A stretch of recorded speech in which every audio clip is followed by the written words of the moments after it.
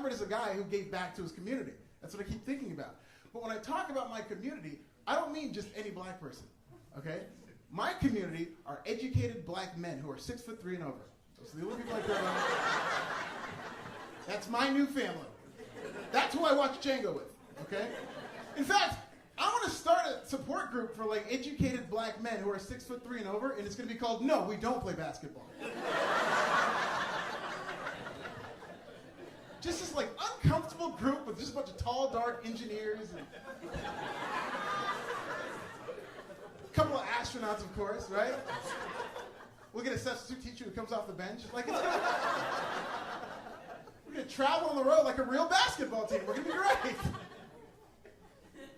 I love traveling. I travel a lot for work. I was actually in Denver last week, and yeah, well, not look at what I'm wearing. You're saying go Broncos? Let me tell you something. It could be any other team. I have to tell the story. The last time I cried was when the Broncos beat the Packers in the Super Bowl in '96, and you did this to me? Good night, everybody. But I was in Denver. You have a very nice city. It's great. A lot of weed. It's a great city. I'm cool with Denver. I was like, the only bad part about my Denver trip was that I was there and our flight got delayed for like 6 hours. So we had to sit in the airport for 6 hours. I had to come up with a game to play to pass the time. And you guys can play this game at home if you would like. It's very fun. First, you go to a Denver airport. Okay? You look around at all the people and you try to calculate how many black friends they have. It's so much fun, you guys. Because, like, and I'll give you the secret. Like, basically, I can tell how many black friends people have by how long their children stare at me.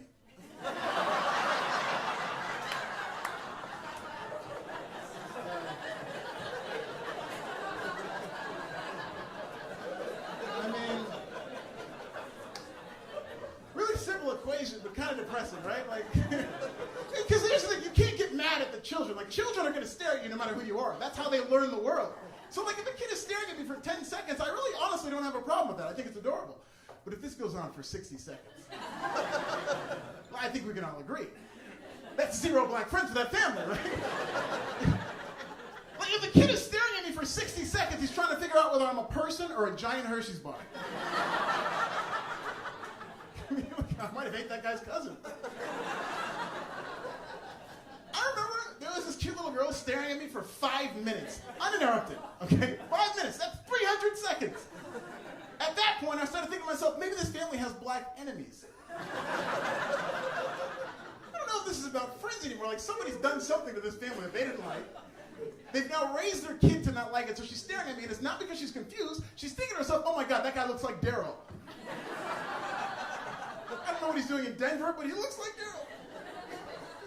Daryl. By now, I don't know if you guys can tell by my accent, but I come from a pretty good upbringing.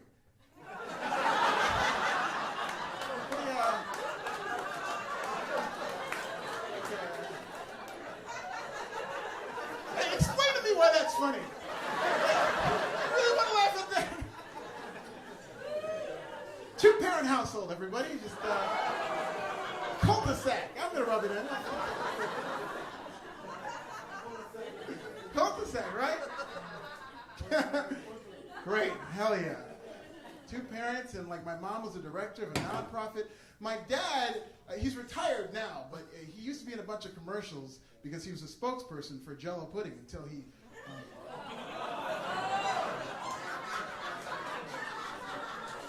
until he ran into some legal trouble. Yeah. My dad's not really, you know. But I did grow up in the suburbs, and like, if you're black and you grow up around anything that's remotely nice, people accuse you of trying to be white. You know, as if white people have the monopoly on playing Monopoly. Like, I like that game just as much, thank you very much. I used to get really pissed off when people would tell me that I sound white, and I still do. It's not a very nice thing to say. You guys seem great, but like, it's not a very nice thing to say. Because like, every time somebody, I can't get too mad, because every time somebody tells me that I sound white, my credit score goes up like 100 points. It's the greatest thing ever. Greatest thing ever. I'm up to like 720 now, okay? That means if one more person calls me Carlton, I can buy a house. And if it happens 2 more times, I can live right here in Pasadena with all you guys. It's the greatest thing ever. It wasn't too long ago, I was actually a contestant on The Price is Right. I got to meet the great Drew Carey. Now, at the time, I was a tax auditor. That's what I did for a living. And people hate tax auditors because our job is literally to take money from people. Yeah, I saw businesses being destroyed, lives ruined. It's a really depressing job. Nobody likes tax auditors. So cut to the show. I get on. They pronounce my name wrong. Alfred, Konuwa. Come on down. Go on down. First question Drew Carey asked me, Alfred, what do you do for a living? I was like, I'm a tax auditor. And he looks me dead in my eyes and he goes, well, then I hope you lose. It's exactly what he said. We made history that this had never happened in the 60-year-old history of the show. Like Bob Barker never pulled that shit. But Drew Carey looked me dead in my eyes on national television. He said, I hope you lose. And that's exactly what happened. Like, I made it all the way to the Showcase Showdown. I lost out on a trip to the Super Bowl in a brand new car. And it's all Drew Carey's fault. Okay, in fact, I blame him so much. My only goal in stand-up comedy is to one day get so famous I can get hired by CBS. Okay, get on a show like The Neighborhood with Cedric the Entertainer. I don't care. I'll get on a show, and on my first day on the job, I'm going to go into the CBS parking lot, and I'm going to slash Drew Carey's tires. That is my 5-year plan for stand-up comedy, and then I'll just quit. You'll never see me again, and you're going to know it's me, because after I slash Drew Carey's tires and kick in his windows and pour paint all over his Bentley, I'm going to leave a note, and it's going to go, uh-oh, it looks like somebody can use a brand new car.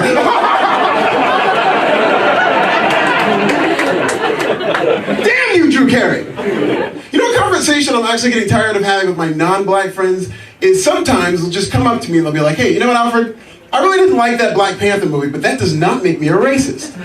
And that's the beginning of our conversation. Like, before I've even said a word, they've already assumed not only did I have to have liked Black Panther, but if they didn't like Black Panther, well, I must think they're racist. For the record, I love Black Panther. Thought it was a great movie. That's beside the point. If you didn't like Black Panther, that does not make you a racist. Don't let anybody tell you that. But if you think that I think you're racist because you didn't like Black Panther, that's a little racist. There's so much more to the world than racism in the Marvel Universe. We don't just sit down as black people and decide who's racist based on a freaking superhero movie.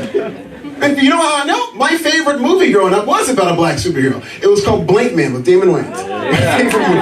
I've seen it a million times. I love this movie more than anything. But Blank Man got 13% on Rotten Tomatoes. Okay, so does that mean that 87% of all tomatoes are racist? No. That's not how racism works. That's not how tomatoes work. On the flip side, remember that movie Gladiator with Russell Crowe? I feel like everybody loved that movie except me. I hated that movie. But does that mean I hate all white people? Well, yes, because I do hate all white people. Absolutely. If you remember anything from tonight. But that has nothing to do with Gladiator. Russell Crowe's not the reason I hate all white people. Drew Carey, on the other hand, would be the reason that I can't stand you. I hate Denver. He's a good guy. When I heard he was from Denver, I was like, oh man, I'm gonna get this guy.